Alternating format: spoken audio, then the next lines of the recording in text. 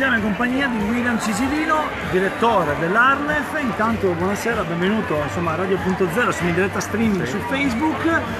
Arlef, diamo una spiegazione all'Arlef. Allora, in Buenos Aires, l'Arlef è l'agenzia regionale per lingue furlane della regione autonoma Friuli Venezia Giulia che si occupa di promuovere la lingua.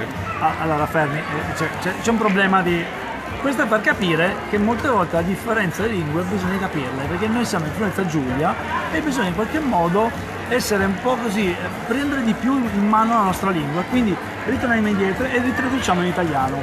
Allora, e lo dico anche più lentamente, l'Agenzia regionale per la lingua friulana, che è l'ente della regione autonoma Friuli Venezia Giulia che si occupa di promuovere la lingua.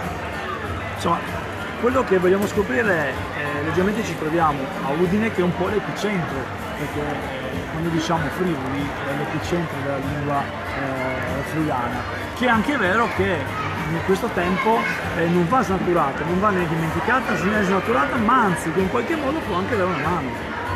Certo, anche perché qui stiamo per presentare un libro che è friulanissimo, perché parla del frico, no? Il frico è il re del cibo friulano. Fra pochi minuti siamo qui in piazza San Giacomo e saliremo sul palco con Adriano Del Fabbro e altri ospiti. Adriano Del Fabbro è l'autore del libro e chi magari aveva perso la notizia e qui è nei dintorni, sta guardando Facebook, lo invito a venire qui perché si divertirà molto e soprattutto alla fine mangerà il frico.